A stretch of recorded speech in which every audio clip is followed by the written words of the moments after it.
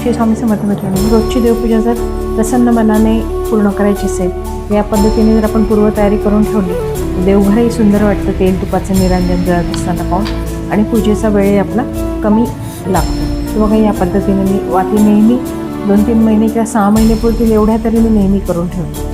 तर बघा, मी आज माझ्या वाती संपल्या होत्या 2-3 दिवसापासून. या पद्धतीने जवळजवळ 300-400 ग्रॅम वनस्पती तूप घेतलं, आणि आधीही मी त्यात थोडं गाईचं तूप टाकलं होतं. आता परत थोडं कमी वाटलं म्हणून अजून टाकलं.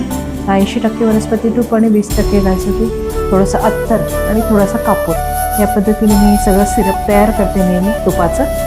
आणि मग त्याच्यामध्ये 2 ते 3 पाकिटं जवळजवळ वाती, ह्या 3 पाकिटं वाती घेतलेल्या होत्या मी. या पद्धतीने बघा, थोडंसं अत्तर घातलं. तूप छान गरम करायचं जरा, म्हणजे ते थिजलं ना की वाती कडक होतात छान. या पद्धतीने सगळ्या वाती मी त्याच्यामध्ये बुडवून घेतलं. आता माझं नेहमीचं प्रमाण मला माहिती आहे, 3 पॅकेट जर वाती असल्या जवळजवळ 300 ग्रॅम 300-350 ग्रॅम तूप लागतं. या पद्धतीने सगळ्या छान अशा डीप करून घेतल्या, दाबून घेतल्या, आणि असं पचपच राहिलं पाहिजे. म्हणजे जेव्हा आपण ताटात वाती काढतो तेव्हा तिला तूप राहिलं पाहिजे, म्हणजे थिजल्यावर त्या वातीसोबत तूप राहतं. अशा सगळ्या एक करून ताटामध्ये काढून घेतल्या.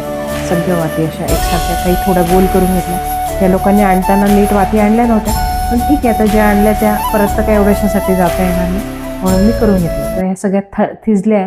थंडीचे दिवस असल्यामुळे फटकन झालं ते, आणि एक काढून बघितली तर छान अशी खडखड वाजत होती.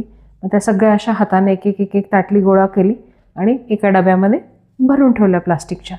आणि माझा देवघरात छोटासा डबा असतो, त्याच्यात मी मग मला रोज लागणाऱ्या वाती काढून टाकते. बघा किती छान पद्धतीने थिजल्या. याच्यात साजूक तुपही आलं आणि वनस्पती तुपही आले. आणि जेव्हा आपण निरंजन लावतो तेव्हा त्यात परत तूप घालायचं, साजूक तूप गायचं.